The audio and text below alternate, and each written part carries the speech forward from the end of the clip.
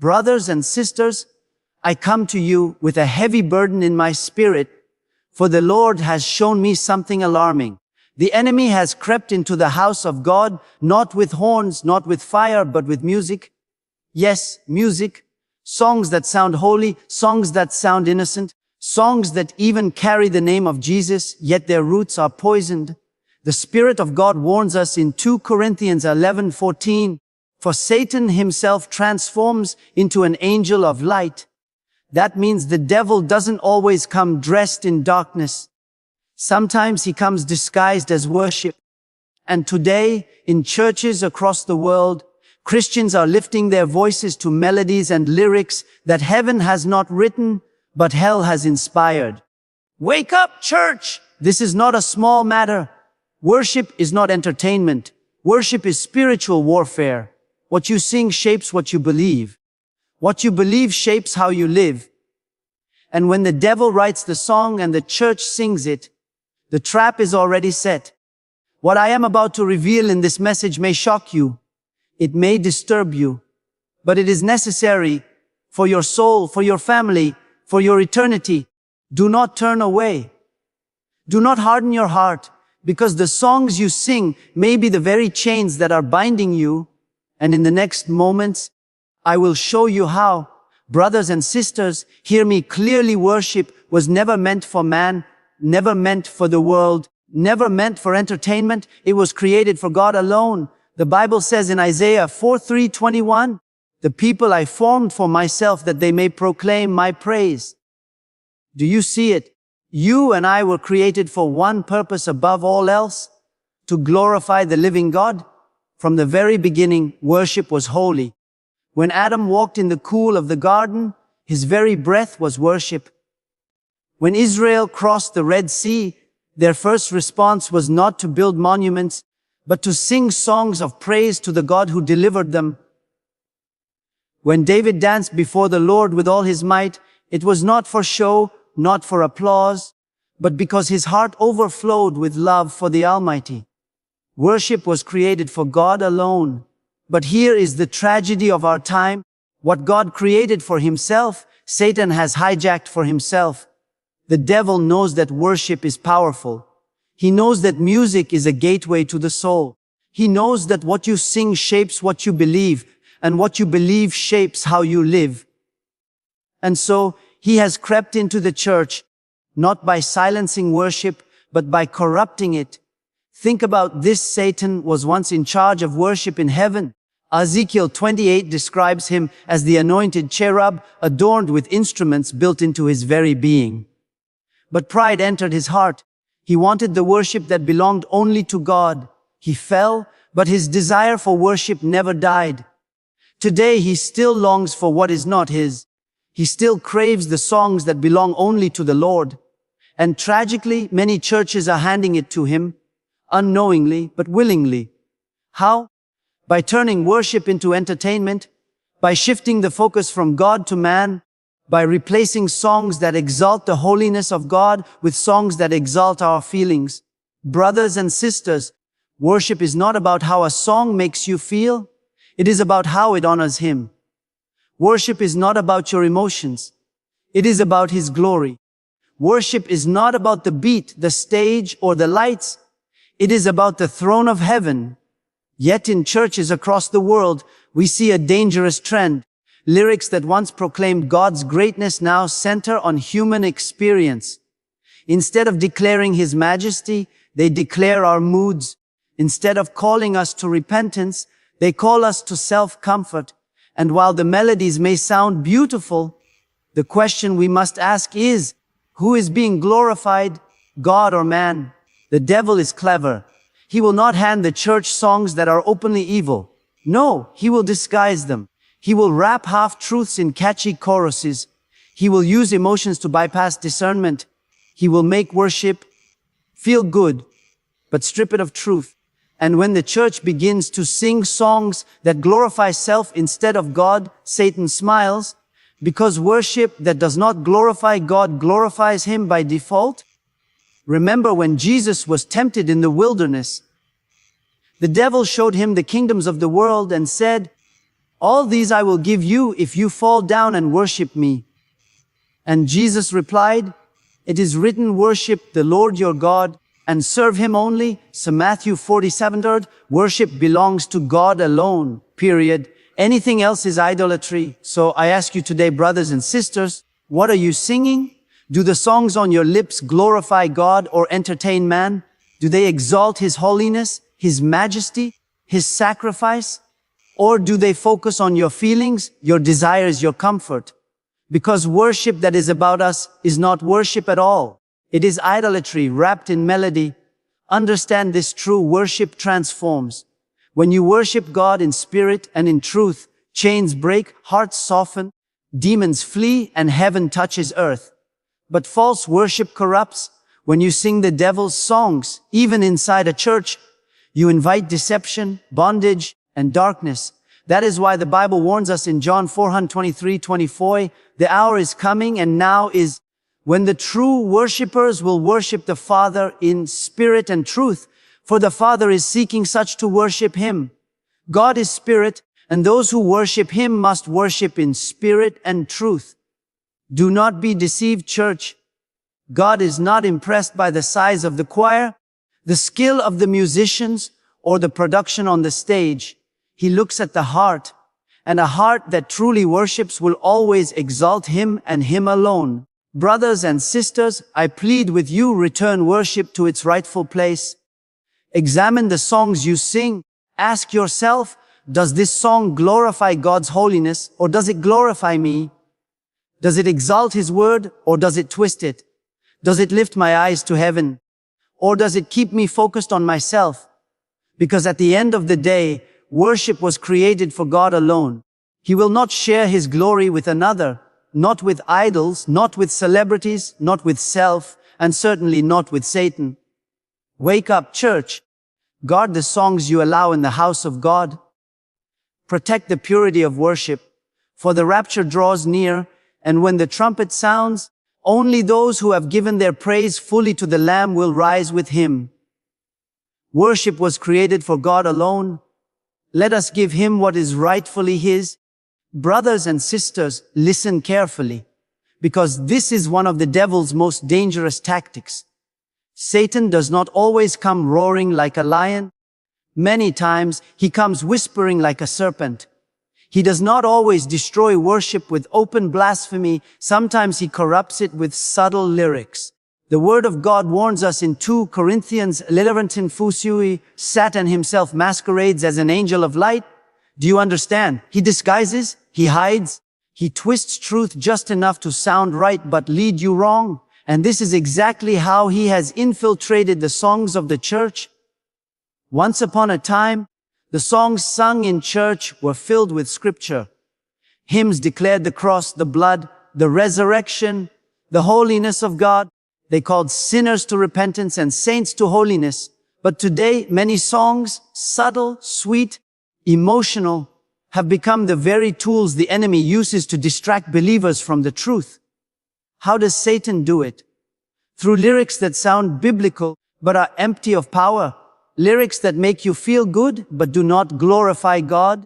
Lyrics that twist scripture just enough to comfort the flesh, but never convict the soul. Let me give you an example. A song might repeat again and again, I am enough. But brothers and sisters, nowhere in scripture does God tell us that we are enough by ourselves. The Bible says, apart from me you can do nothing. So John 15:5. Do you see the subtle shift? A lyric like I am enough exalts self. A biblical truth says Christ is enough. One word twisted and the focus moves from the Savior to the sinner. That's how Satan works. Subtle, deceptive, dangerous. Another example, songs that say, God just wants you happy. But the Bible never says that God's highest goal is your happiness. No, his highest goal is your holiness. Hebrews 12:14 declares, without holiness, no one will see the Lord. Yet these lyrics give us a God who serves us instead of us serving him. That is not worship, it is idolatry in disguise. And notice this, Satan rarely removes all truth. No, he mixes it, just as he did in the Garden of Eden when he said to Eve, Did God really say? He quoted God but twisted his words. In the wilderness, Satan even quoted scripture to Jesus, but he misused it. Today, he does the same through songs, taking a verse out of context, repeating a half-truth, all while the melody covers the poison underneath. Brothers and sisters, this is why discernment is vital. We cannot sing a song just because it is popular on Christian radio. We cannot allow a song in our churches just because it gives us goosebumps. We must ask, does this lyric line up with scripture? Does this song glorify Christ, or does it glorify me? Does it draw me closer to the word, or does it just stir my emotions? Because music can stir the flesh just as much as it can stir the spirit. Wake up, church! Subtle lyrics are more dangerous than outright lies because they slip past unnoticed. If Satan came with open blasphemy, the church would reject it immediately. But when he comes with half-truths wrapped in beautiful melodies, the church claps, sings, and sways, never realizing they are agreeing with deception. Remember this warning in Galatians 1:6-7. I am astonished that you are so quickly deserting the one who called you by the grace of Christ and are turning to a different gospel, which is really no gospel at all. Evidently, some people are throwing you into confusion and are trying to pervert the gospel of Christ. A perverted gospel in preaching is dangerous, but a perverted gospel in worship is even more deadly because you sing it into your spirit again and again until you believe it. This is why Colossians 3:16 commands us, let the word of Christ dwell in you richly as you teach and admonish one another with all wisdom, and as you sing psalms, hymns, and spiritual songs with gratitude in your hearts to God. The songs we sing are not fillers in a service. They are declarations that shape our faith. If the word of Christ is not dwelling richly in the lyrics, then the devil's poison is. So I ask you, brothers and sisters, what songs are you singing? Are you allowing subtle lies to become the soundtrack of your faith? Are you repeating words that comfort the flesh but starve the soul? Or are you proclaiming the truth of God's word in spirit and in truth? Let me be plain, the devil is after your worship. He doesn't need you to sing to him directly. All he needs is for you to sing anything that does not glorify God. If he can get you to sing half-truths, he has already won half the battle. That is why this is urgent. We cannot be careless with the songs we allow in God's house. We must test every lyric against the word. We must measure every melody against the spirit. And we must guard worship with the same seriousness that we guard the pulpit, because both declare doctrine and both shape souls. Brothers and sisters, the hour is late. The enemy is subtle, but God is calling his church back to worship in truth. Do not be deceived. Do not be lulled to sleep by melodies that soothe the ear but corrupt the heart. Wake up. Worship belongs to God, and he will not share it with another. Brothers and sisters, hear this warning with fear and trembling. When you sing the devil's songs, even inside the house of God, you open the door to spiritual bondage. Worship is not neutral.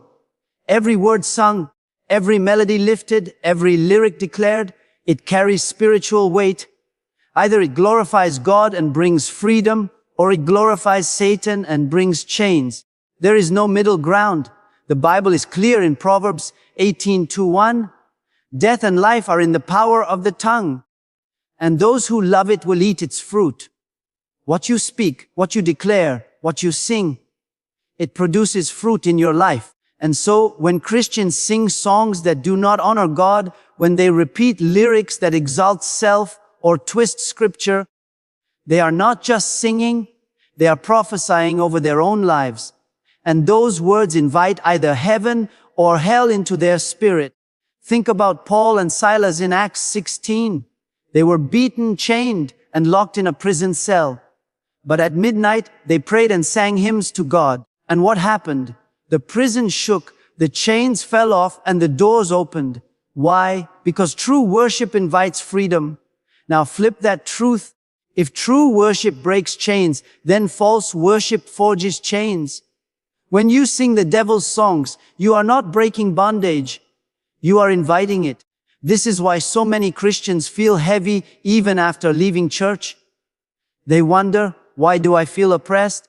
Why do I feel distant from God?